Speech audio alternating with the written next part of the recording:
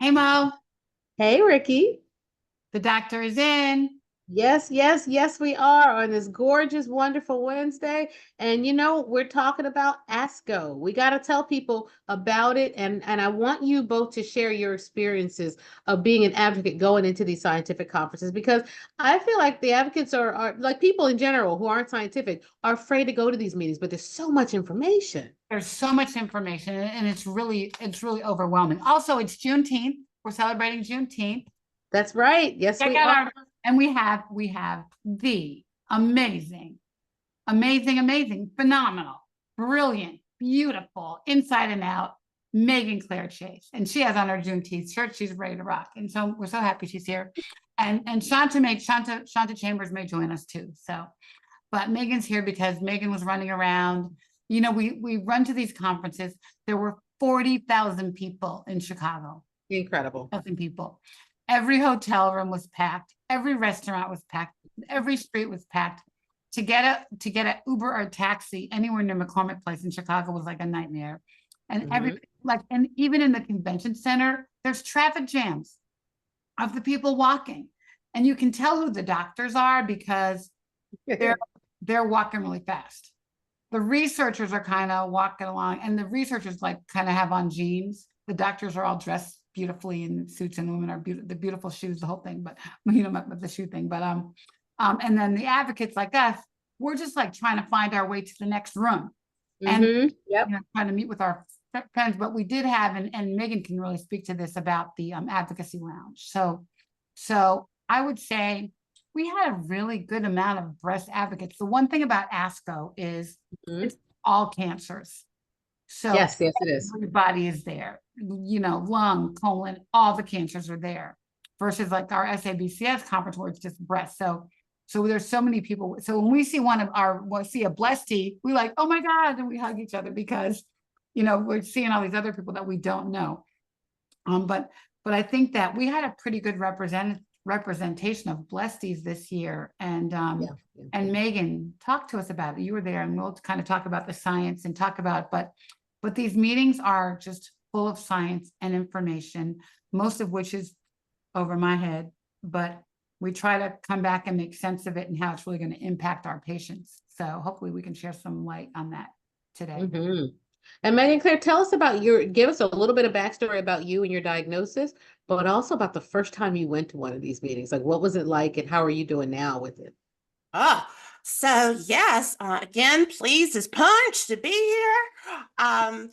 I am a stage 2A invasive lobular breast cancer survivor, 8 years now, eight.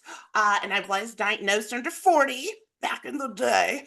And I used all of the experiences and the barriers that I kept coming up against, totally shifted my career to work in this space because there needed to be more people that look like me at the tables, right? And I remember my first ASCO was 2 years ago. And I was like, man, this place is bigger than the Georgia World Congress Center because I live in Atlanta. And it was massive, but as an extrovert, I love it. I think of it as like Vegas, but for oncology, because it is very, That's a great analogy. yeah, That's because so it is great. very, there's lots of, We just need some more lots of shows. stimulation. Less data, more shows, right? Can we get That's a little right. add a little Cirque du Soleil? And I'm there. I'll be there every year. I love it. I love it. But yes, it is very science heavy. And though there is like a patient advocacy exhibit hall, and then there's the patient advocacy lounge. And that is so lovely to be able to have those two areas in the midst of everything else to connect and also get to talk to others in different Yeah. cancer spaces because I'm one of those people. I believe that, yes, I need to know about my own, but I want to know about others because you just never know. And you never know who you might meet. And I had a lot of really beautiful and impactful interactions. And I was able to go to one session. And I have to say, I wish I could like give coaching and say, hey, there might be some people out there that are not scientists that are, not in research, but are patient advocates. We may have a pretty high level understanding, but still, like, it's everyone talks really fast. It's like there's no breath. And I think just trying to get as much out as possible. So what I did and what helped me was I would take videos, and luckily they Yeah. had huge screens everywhere, Yeah. which I think is really important.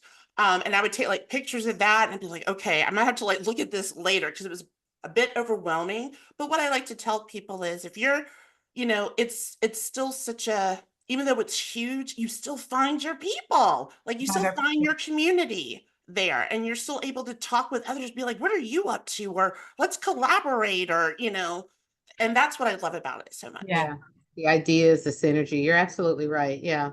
It is electric with energy and optimism and enthusiasm. Even when the data doesn't always bear it out, it's the meeting of the minds, right? It's where people come who've been working on this stuff their whole Yeah. career. And, and even the studies that just give the updates, I think are still important for people to know, because we want to know, how are things going? We started this trial, we're enrolling people, we've got advocates and patients who are asking about it, but how's it going? And what's happening? Is it headed in the right direction? So I feel like it can be really helpful to get that, but it is definitely information overload. And it's almost like taking a vacation, where if you haven't planned out what restaurants you're going to and what your itinerary is, you are going to be lost in New York City. That's how I feel. To me, it feels like being lost in New York without a roadmap. And You know? I think, what, it also reminds me of the immensity of cancer. When you see all this brain power of 40,000 doctors and scientists and patients, like all these people are working on cancer and all the cancers. And so it's a little bit scary because, gosh, you got all this brain power working on cancer and still not finding a cure. You know what I mean? But all of these people are in their individual labs working on their little piece of what they're trying to solve for, whether it's neuropathy and taxone, we can talk about that, or whether it's combining Keytruda with another drug to see how if it works better. So in their little piece, but now they're all together in this circus where they can share all their learnings and knowledge. And hopefully, like, to me, I think if every pharma company working on a triple negative drug put all those scientists into one lab for a year, what would happen? Would they cure triple negative? Right? Because we have all these little fiefdoms happening all over, and corporate fiefdoms and owner, whatever. I want to own this myself. What would happen if everybody brought it together? So I feel like when you have an ASCO, they are sharing and bringing things together and maybe finding synergies, that maybe somebody had a light bulb in their lab that could connect to the light bulb in this lab over here. And maybe it's a thing that we need, And it really speaks to, this is the point of it, is that cancer has so many different mechanisms that we should kind of talk about a little bit of this, because as we talk about what's interesting and what's late breaking and what's happening, the reason you can't cure it is because there's so many different ways that it happens. Basically, our basic understanding is one cell turns to two, two makes four, four makes a million, right? The cell decides it's not going to die. It's going to figure out a way around it. But the ways around cell death are so many, because it could be during the cell cycle, during the growth phase. So, it's like arresting in puberty, right? It could be hitting that growth spurt. And then at that point, it decides, you know what, I'm not going to go into adulthood. I'm going to stay in puberty forever. I'm just going to keep growing. Or it could decide, you know what, I'm not going to stay in puberty. I'm just not going to get any older, and I'm not going to die. It could stay an adult forever, right? And so there's different ways that the cancer cells can figure out how to live and how to evade. And that's why one treatment starts, but then the cell gets smart and says, oh, I know a way around that. And then a mutation happens, and then the drug doesn't work anymore. And so now we got to figure out another mechanism. And so different drugs target different things, but this is also why they combine them together, and why there's all these different weird side effects. Megan Claire, we're going to talk about neuropathy, right? Some drugs, chemo drugs, target the fastest growing cells, which are your nerve cells. It's your hair cells. It's your GI system. And so it makes you have some of these toxic side effects, That's what it is. No, I didn't know that, Mo. So it's the fastest growing cells in your body that get the side effects. Interesting.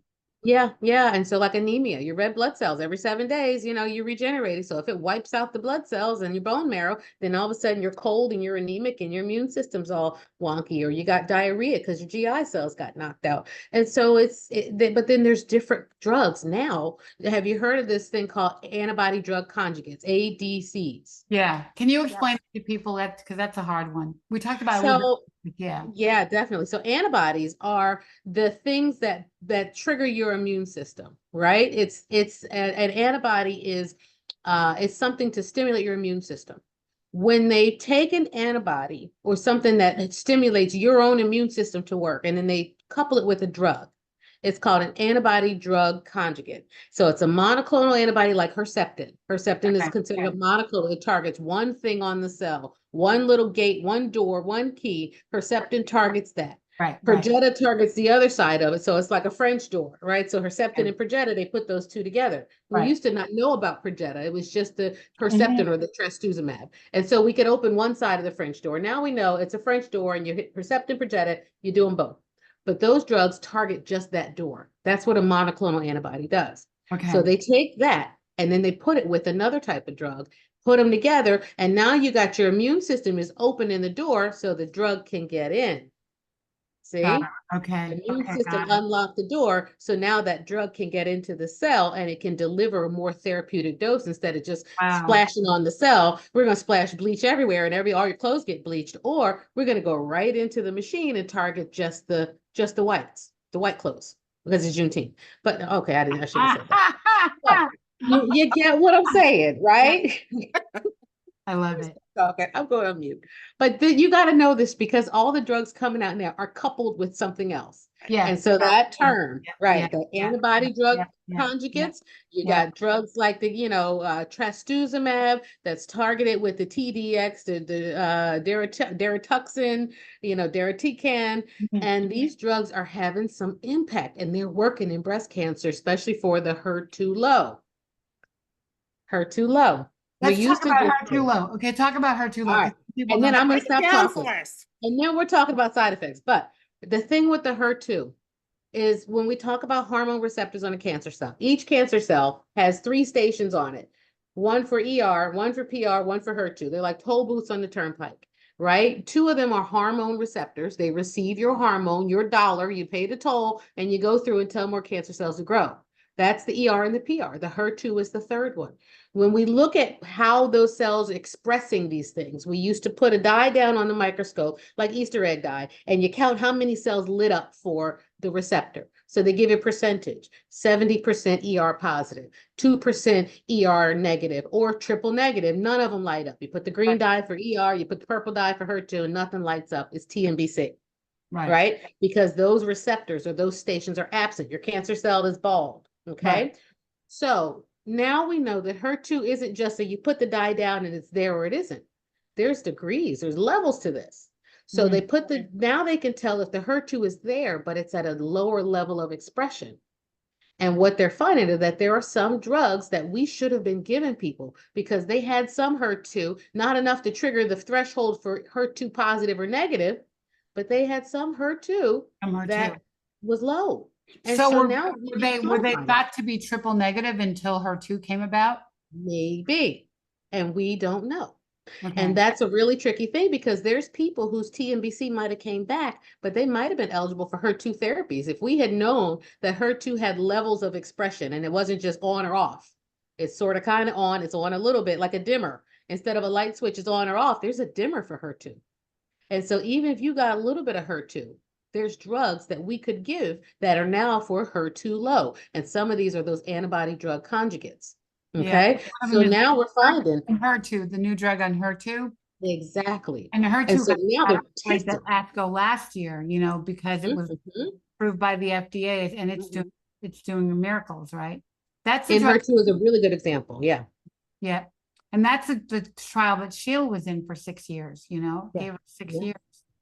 Yep. And Sheila was HER2 positive, but there's a lot of women who are TNBC that might have some levels of HER2. So there's some clinical trials looking at this and finding the women who had TNBC, let's say it went metastatic, right? And now we can check their tumors and see, were they truly TNBC or were they HER2 low? And so it's not quite standard of care yet for Right. early stage breast cancer. So when you get diagnosed and you got stage 1 or stage 2, like Megan Claire, they're not checking for HER2 high or low. They're still saying it's a 1+, 2+, or 3, and anything 1 or 2+ is considered HER2 negative. Anything 3+ is probably going to be HER2 positive. But now we can start to check this, and there's going to be, I say, in the next 5 years, we're going to be quantifying everybody's HER2 statuses, whether or not they're HER2 expressing or HER2 low. Wow. Meaning, could we give you more targeted drugs like Herceptin, those monoclonal antibodies that just target those cells, and then make the treatments a little bit less toxic? Because toxicity is a really real thing, right, Megan Claire? Yes. Yeah, Yes, yeah. it is. Before we talk about even toxic side effects, can we just talk about lobular breast cancer, what Megan Claire had? Because we need to explain that to people too, because it's kind of rare. Well, I'll let you explain it first. Tell us how you explain it to other advocates. Somebody calls and say, yeah, they told me I have this invasive lobular thing. What the heck is going on? What does it mean? What do you tell them? Right. So I still remember the first time when I got that cancer call and the doctor said, yeah, you have invasive lobular breast cancer. And I was like, I have what? Like, I didn't even know that there were different Sure. types of breast Sure. cancer, right? Sure. And so it really threw me for a loop. And what I learned is that it's often referred to as the sneaky cancer because it can often be missed, unfortunately, on like the preventative mammograms. And I was able to get one early because my mother is an ovarian cancer survivor, and that link between breast and ovarian. So I was able to get one, because technically I wasn't old enough. And they told me, hey, you're clear, you're fine, come back when you're 40. I'm like, all right. But I had very strange symptoms that I like to tell people. They're very different. And so no one thought this was breast because nothing was going on there. But I knew something was wrong. And so what I tell people is it can mask and look like healthy tissue. And that's why it's called sneaky. And it's very slow growing. And it's also it's rare in Black people. Women. Yeah. And when I would ask questions about it, they'd often say, oh, well, we're just going to treat it like ductal, invasive ductal. And I was like, but if they're different, like I couldn't really wrap my head around it. So I'm really is now actually shining a spotlight on lobular as well and doing more research. But unfortunately, there's not enough for Black women within that space as well to even understand, like, why did I get this if my genetic testing says, it wasn't hereditary, I was HER2 negative, ERPR positive. Like, what else was going on that it ended up being lobular? And it's rare to actually meet others that have lobular that look like me. Yeah. I introduced you to one last week, but Exactly. And I'm going to be ER positive, HER2. Okay. Wow. Interesting. Okay. So you have to explain that to me a little bit, but did you have a lump? It's so I'll never forget it. Like, so part of my story is it was August 31st, 2015. Take you back. I was obsessed with the show Supergirl. Like, I don't know why, but this particular episode was like, You're a yes, Supergirl. right. I was so into it that first season. And It was because such a good show, though. It really was. it really was, I mean, especially Good that show. first Really season, good show. Mhm. right? And because so one of my symptoms of that I knew something was wrong was I was gaining weight, so my breast got bigger. So I was always playing with them because I was like, oh my God, I never had big boobs before. I was very slim but athletic figure. So I was like, oh my gosh, well, that morning I didn't feel anything, but that evening when I was like, oh, I'm gonna take a shower, get into my jammies, and I felt it like right here. And the sucker was huge. It's like it came out of nowhere, like it was palpable. It was like about like the length of my fist, and it was as hard as a rock. And so because I have a lot of cancer in my family, so I automatically knew it was a mass. But I was like, where did this come from? Because it wasn't there this morning. Wow. Wow. Wow. Wow. And Wow. the thing about the lobular ones are that the way they look under the microscope is they look you'll hear this word over and over again. They call it bland. Not to say that anything is boring or bland about you, Megan Claire, but when we look at the invasive breast cancers under the ductal ones, looks like a twisty candy or a little bomb went, and all the cells are like flying out of the duct like this, right? It's like confetti, and you can see them under the microscope doing this. The lobular ones just kind of like meander along, and it looks like somebody just colored outside the line a little bit, and so they look really basic. And they don't always look like cancer, but it's also that they don't show up on mammograms and ultrasound sometimes because there isn't this huge inflammatory reaction around it. Because think about it, something ruptures out of the duct, then you get a lot of inflammatory, you get this lump.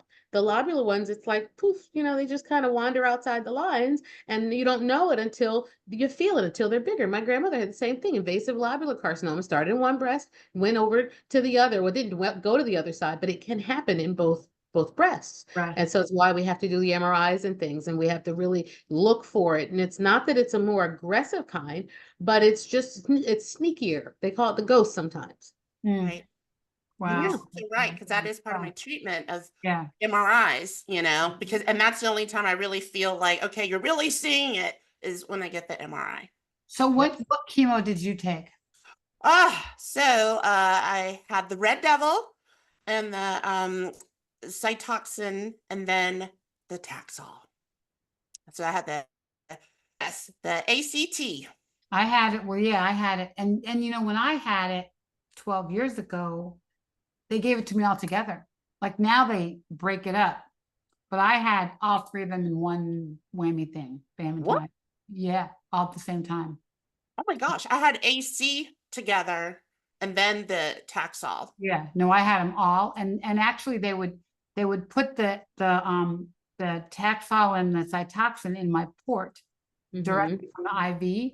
But the adriamycin, it was red and it was in a giant syringe, and they would put that one in separately out of this giant syringe. It was, and I was just so surprised because I knew that was the killer, man, but it was like, you got this, it was still went through my port, but it was like a needle into the They port. do a needle. Yeah. It was nasty. It was nasty. And the reason they give them together, again, back to that concept of how we kill cancer cells. So that the Taxol breaks up the stability or the scaffold of the cell. Think about, you go through New York, you go through DC. All the buildings have scaffolds on them now because they're doing some renovation. Right. So that structural part of it, Taxol breaks that up. So imagine if you chopped away at all the scaffolds on the sidewalk down, walking down New York City. Right. And then the adriamycin and the Cytoxin target the cell cycle. So how fast those cells are growing, and it stops the older ones that are, it helps the older ones that are trying to live forever to finally die. And so they put all those together and you get a treatment that works really well, but you also get a treatment that has a lot of side effects to it. Yes. Wow. Yes. And that's one of the studies that came out of this, of ASCO. But you want to talk about side effects a little bit? I mean, there was a finding, and I'm just going to read this from this study from ASCO. Black women with early stage breast cancer who received the chemotherapy medicine Taxotere, Doxil is the chemical name, every 3 weeks had less peripheral neuropathy, the numbness feeling in your hands, than Black women who received the chemotherapy medicine named Taxol. So they kept telling me Taxotere and Taxol are the same thing. So if you took Taxotere, you had less neuropathy than Taxol. So are those drugs interchangeable, Mo? Is it okay to take one versus the other? Can you choose? So if you're newly diagnosed and they want to give you Taxol, you want to ask, can you ask for Taxotere, or should you ask for Taxotere to have less neuropathy? So Taxotere freezes those tubules. So think about in the wintertime, if you freeze icicles, right? It freezes the internal skeleton and then blocks the assembly of the building blocks, as opposed to just hacking them off at the knees. So there are some differences in them. But I think that you could interchange them. And it's very institutional who gets what. It's in the guidelines a little bit. So Taxol and Taxotere are almost 6 in one hand, half a dozen in the other. But we're finding out that 6 and that half a dozen, might be a baker's half a dozen, right? It might be 7 instead of 6 for some women. And that's what's really interesting about this, because they were never really studied in terms of how a certain race or ethnicity or background responds. And it gives a little bit of credence to the fact that there may be some ways in which we metabolize drugs that are different than others.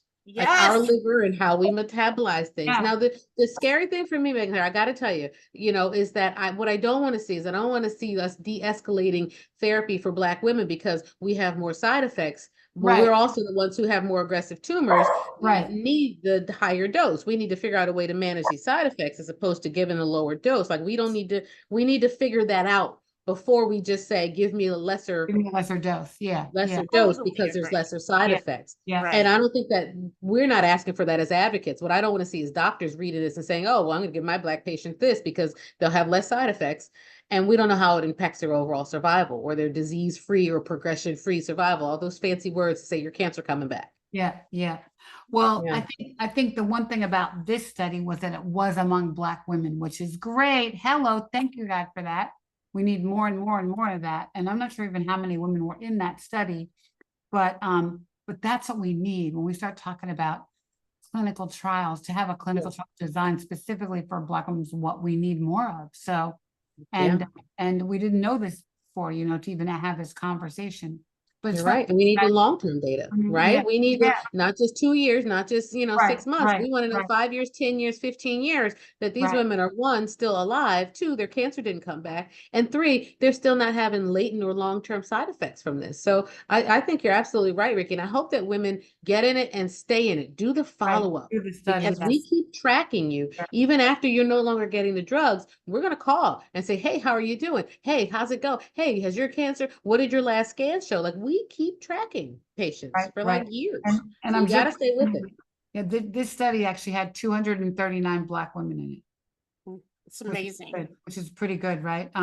So it's funny when you talk about neuropathy, I don't feel neuropathy until I talk about it. Like I can feel it in my toes right now because we're talking about it. Isn't that ridiculous?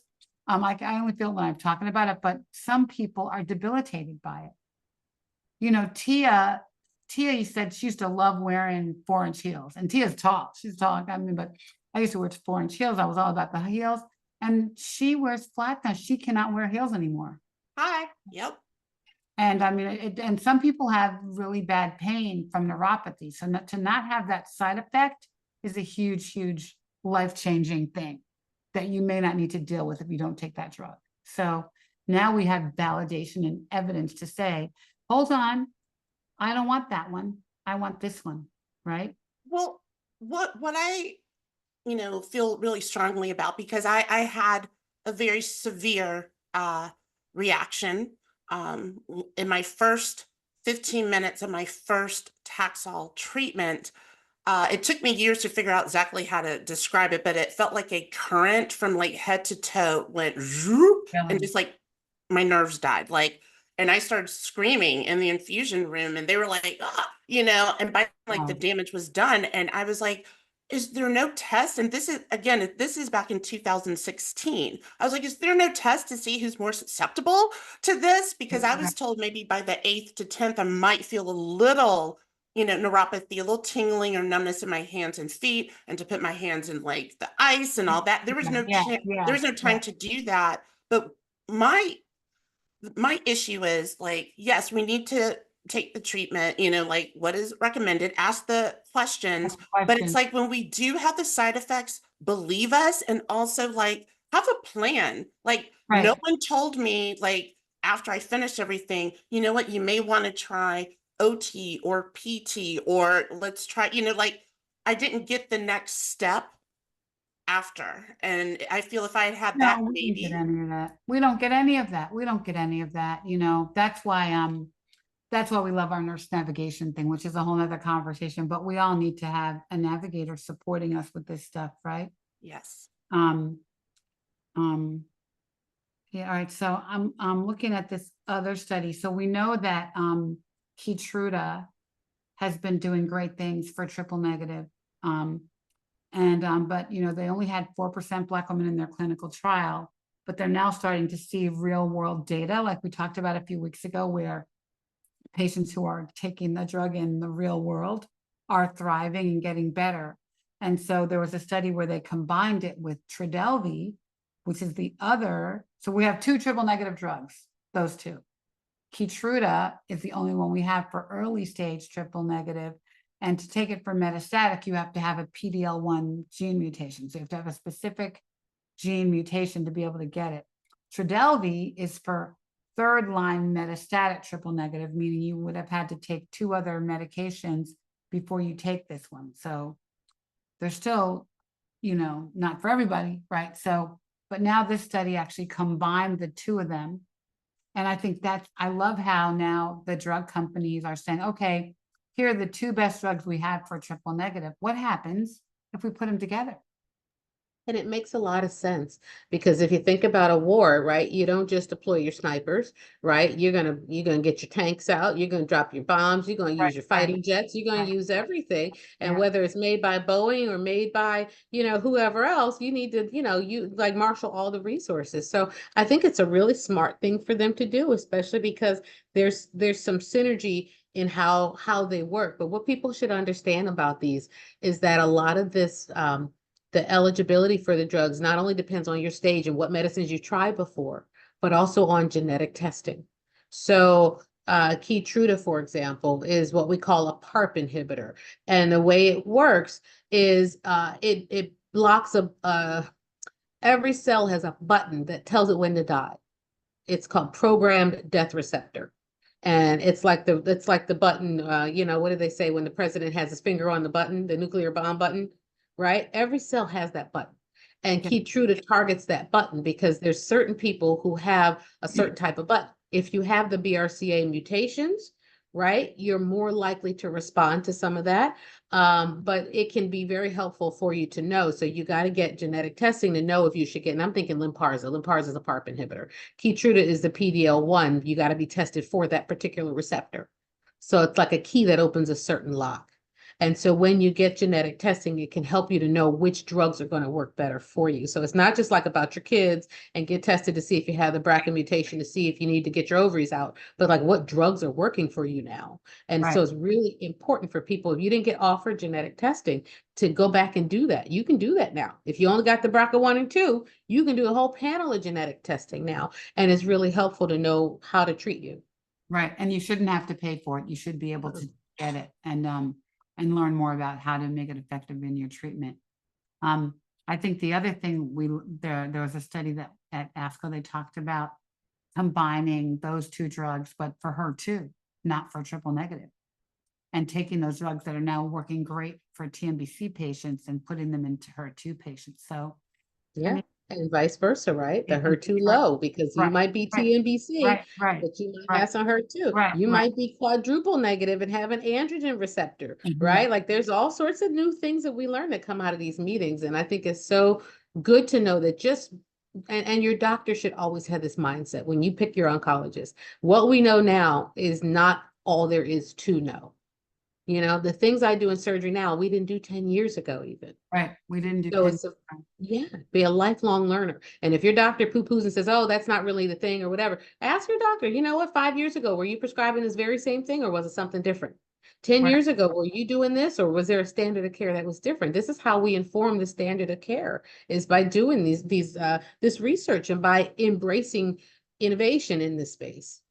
Yeah, I mean, when I got genetic tested the first time, it was half the number of genes I was tested for like 5 years ago when I did it again, right? Right. So that particular study with Keytruda and Trodelvy is doing well. So the thing is, again, though, we don't know about Black women, how many Black women are in the study. It's just about the drug itself overall. So that's why, we need more Black women in trials. And I did go look at a few posters. The posters are when the scientists come and kind of show their whole story and what they're doing on a piece of paper, on a poster board. And I literally just walk around to look at how many Black women were in those studies. And it was still very, very, very, very disappointing. 2, 4, 3. I think the biggest number I saw was like 7. And it's just unacceptable. And when I even asked the scientists, we don't know how to find them. We don't know how to do it. Like, you know what? So let us help you. So, because we know that you're not being asked. So you guys, if you have the opportunity to do a trial, ask your doctor. Don't wait to be asked. sign up to do it because it's really the best science we have. It's the best science we have, the most advanced science we have. Yep. Yep. You have to do it.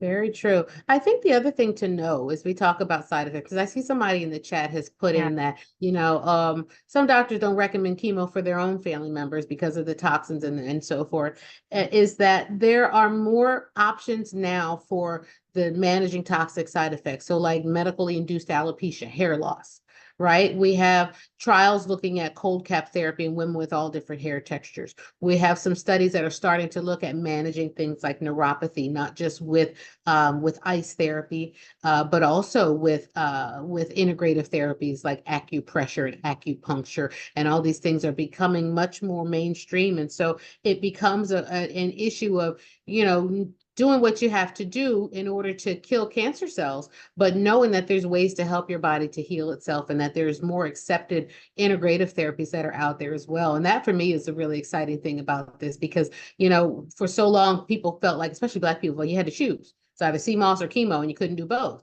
Right. And other folks who have had the means have been doing this stuff all along. They've been looking at movement and mindfulness and nutrition and all this stuff as part of their regular part of their journey. Megan Clay, we talk about survivorship, all that stuff that helps. Who has access to that?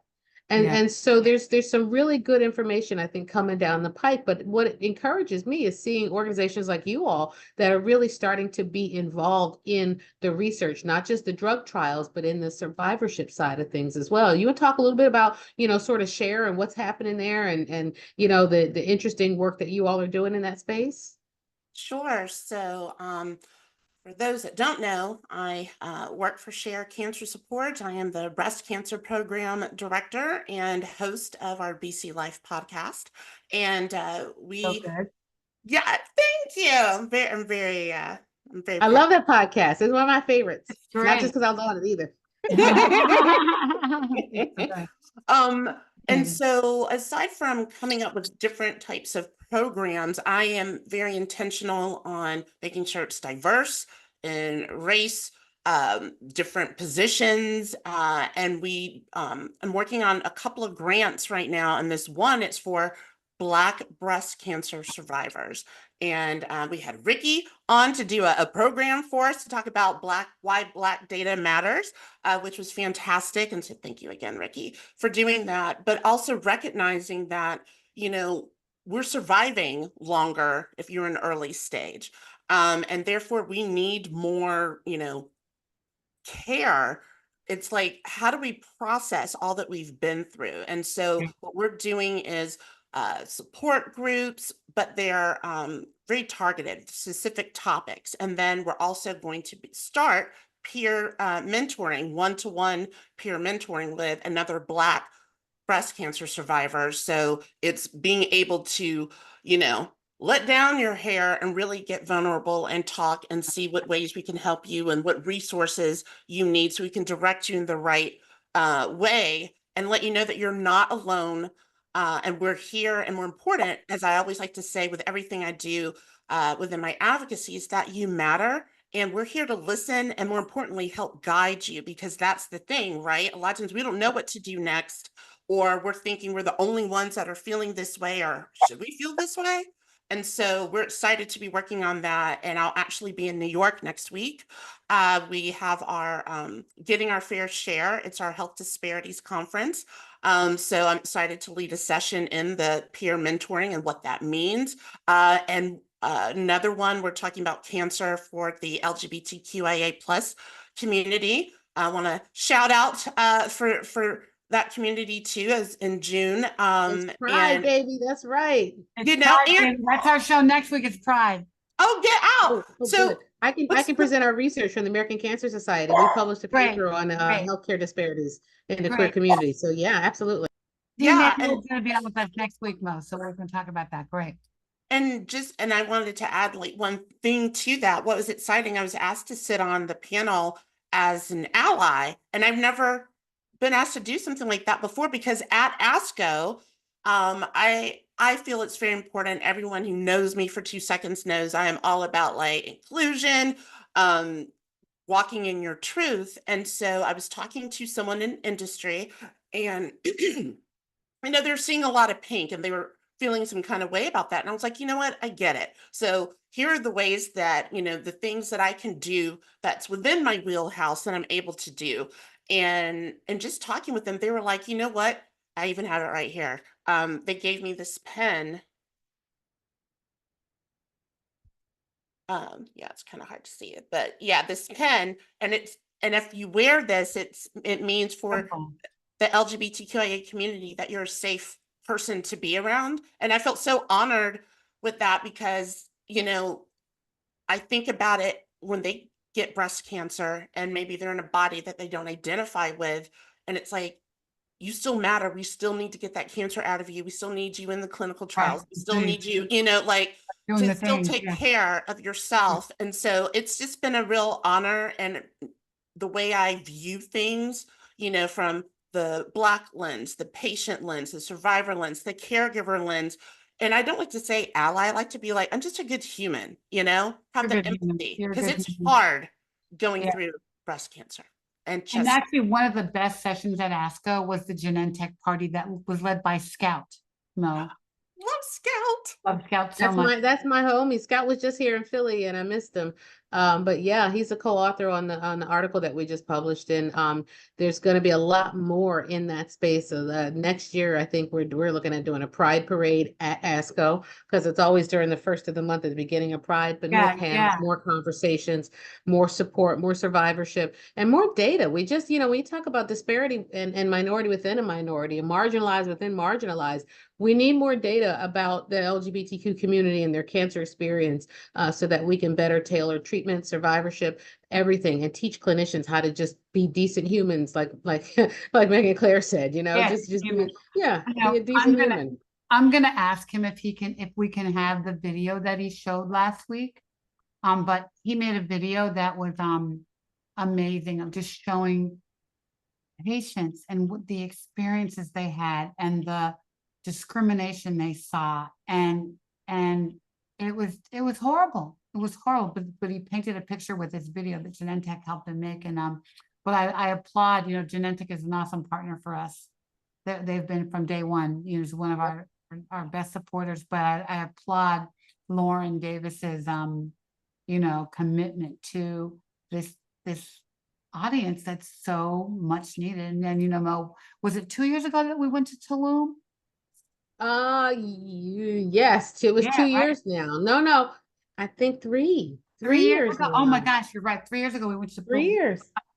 but our community needs to have so much more support and be welcomed into the care they deserve, just like Black women, just like any subgroup, and so Mhm. but I applaud that Genentech actually dedicated an event Yep.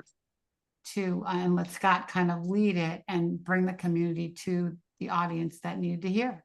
And I would Yeah, just like that's to say tomorrow, I the episode that I did with a transgender breast slash chest cancer, that episode comes out on our BC Life, and really, it's so beautiful. I feel honored that he was vulnerable with me, and I think it'll be a really beautiful episode and a little insight into the experience of a transgender man with Mhm. breast slash chest cancer. So Okay, our BC tell me, Life. tell me Hi. when it's on, and I'll put it in the comments and comment. Tag me on social so I can send it out too. I'll You know blast it I out if you will. tag Oh me. yeah, Do it, tag baby. us on social. We'll post it. But also I forgot to mention, Haley is actually speaking at the Share conference next week. Yes. Yep. About, I think, just about DEI, about diversity. Mhm. So she'll talk about clinical trials. So she'll be there too next week. We'll have our team there. I won't be there. I'm Awesome. gonna be in Jamaica, but Yes, you will be I'm not- enjoying it. What? I wish I had known. I would have tried to be there. I won't be able to make it, but I'm sending love to you all, and I'll plan to come to the next one. I think we'll have some really exciting things to talk about. But we are having questions about that conference.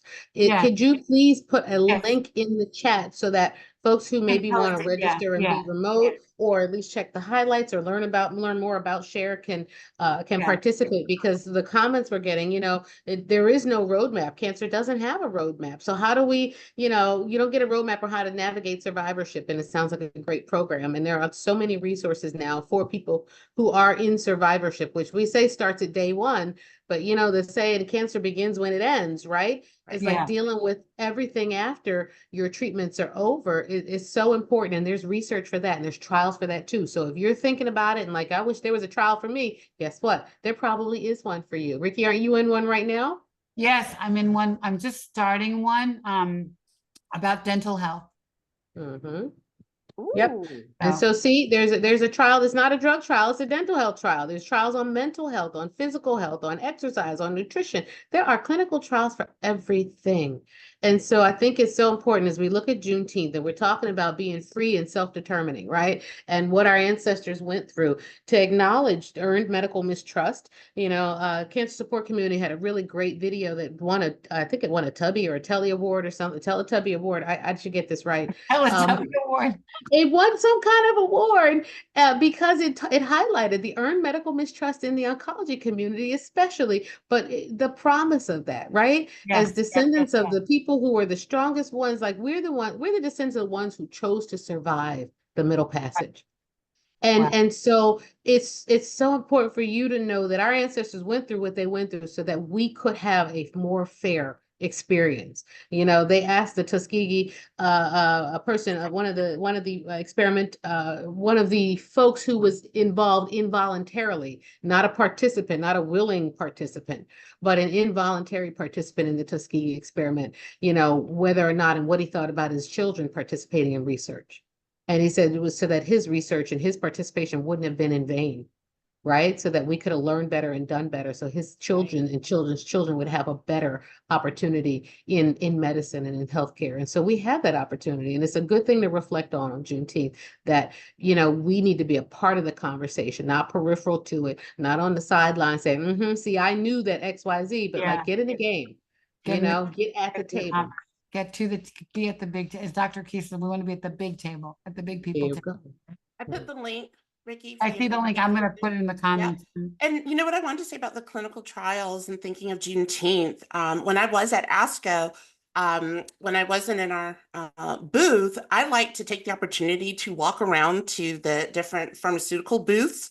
It's kind of like my little test to see like how long it takes them to come over to me and how do they talk to me, and especially if I see clinical trials or diversity in clinical trials. So I'll go up there and I'm looking because I've got the marketing lens too, and I'm like, And then when they come over, and I had such an amazing conversation with this one, and I was like, hey, I said, I like what you're doing here, showing like disability and all this. I said, but I still don't see myself up there. Why? And it just, so don't be afraid that when you're at these conferences to ask questions like that. So even if the science or the sessions may be like, I'm not really sure, but as a patient advocate, it's so important to like go up, and that's your one big chance to like talk to all these different pharmaceutical companies and ask them about their process. And I think what's missing too in the clinical trial conversation is, there are regulations now. So when we think about Tuskegee and all of that, now because of those atrocities, we now have really tight regulations. We're seeing the level of care that you're given when you are in a clinical trial is amazing. And so it's about building that trust back. Yes. And again, we say it every week, all the time. There is no sugar pill in cancer research. Correct. There is no sugar pill. You're going to get standard of care. Yes. And frankly, we know from data that people who participate in trials have better outcomes. Yeah. You're being watched more closely. You're being prodded, poked, whatever. You're getting more frequent scans. You have a better understanding of what's going on with your body and how your cancer is responding to the treatment. And if there's any little wrinkle or progression, they got you right away. You're not waiting for 3 months to the next scan.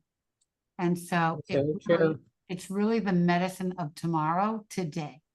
And it's the best science we have. And, I tell women who have it like you, Megan, that if you have breast cancer under 40, a trial is your best solution. And I'm not a doctor. I just play one on Facebook. actually with Mo.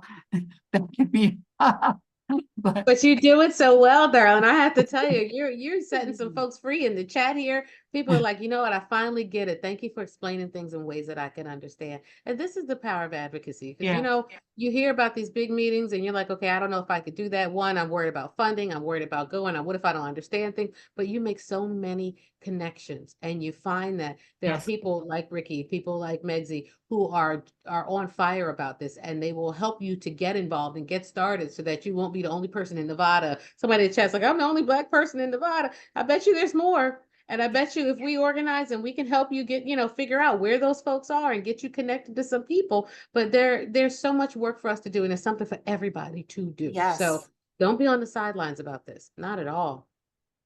And you know what I'd like to say too, uh, about clinical trials, and I said this at ASCO when I was having these different conversations, is if you don't meet that criteria, like I remember, and I think this is so important to say, like I remember when I felt I was perfect for this clinical trial, I was like, what do you mean? I check off every single box, and I was, you know, rejected. And I was like, what? Like, I mean, I was like upset, right? And then it hit me. I was like, you know what? This is kind of like dating. Sometimes it works, sometimes it doesn't.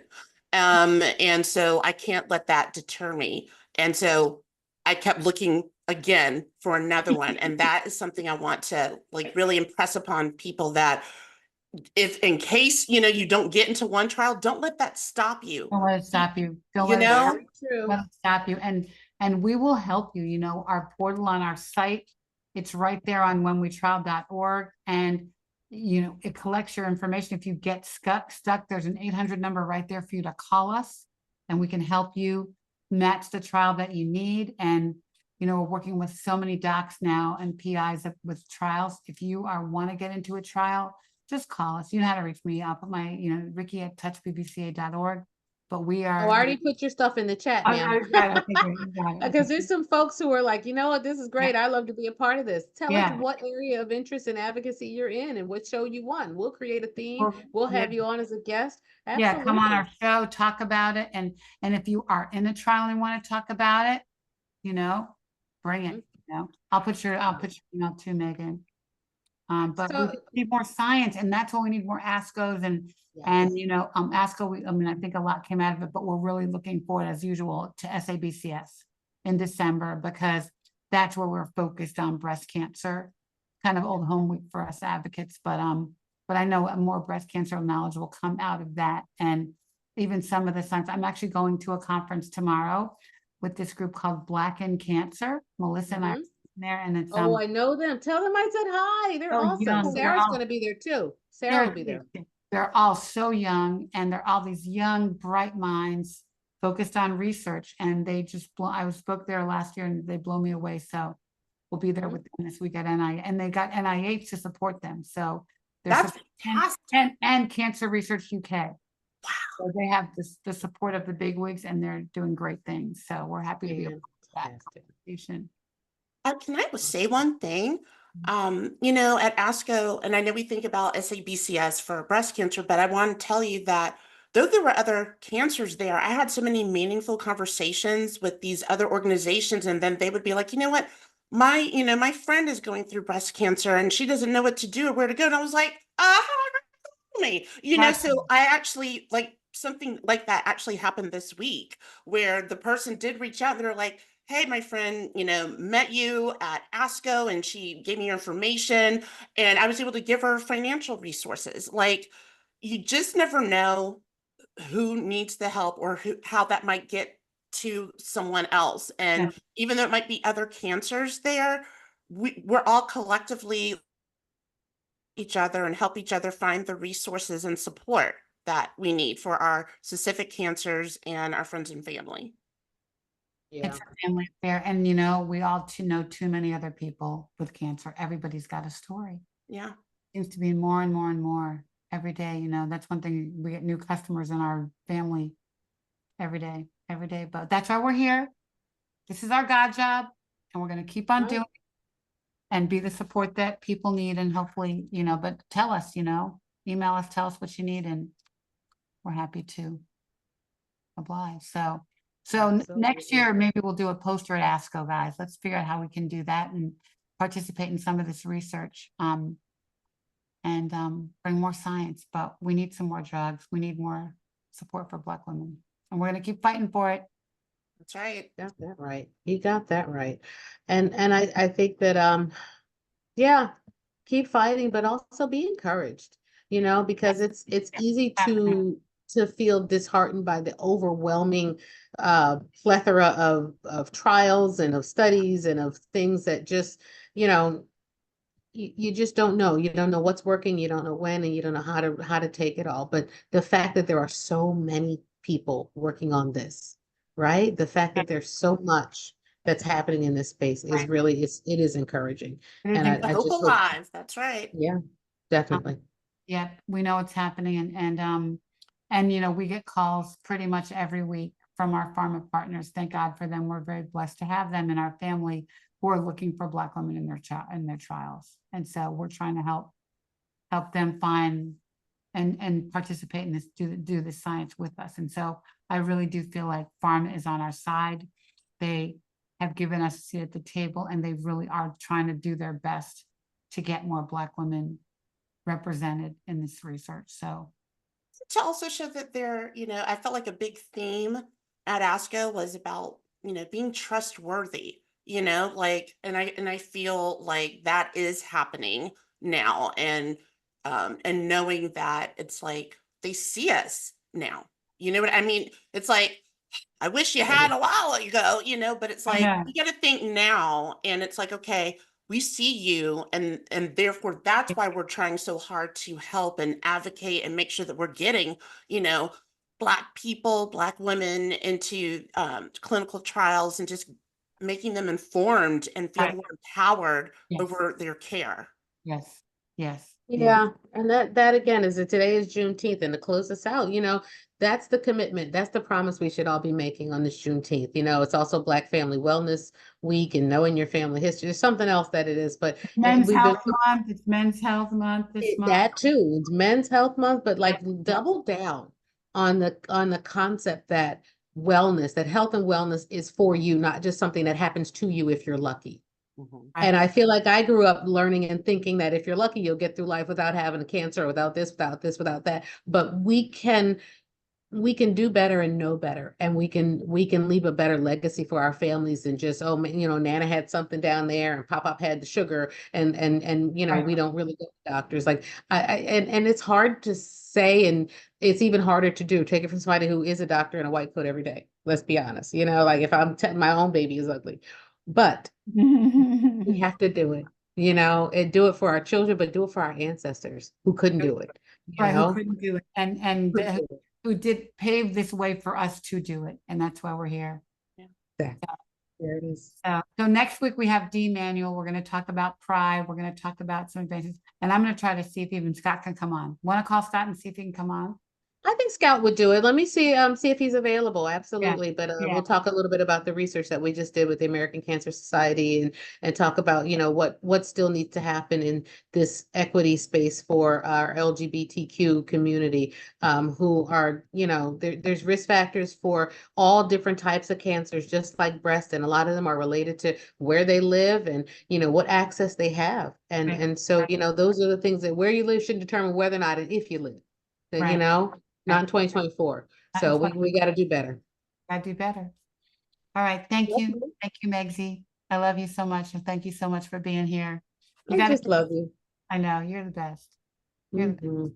And Ricky, happy birthday all month long. Enjoy it. Enjoy today. I'm having dance parties every day. Don't worry I about love it. And ice cream. And ice cream. And ice cream. I know Haley's gonna make me a cake. I don't want a cake. Just give me some Ben and Jerry's.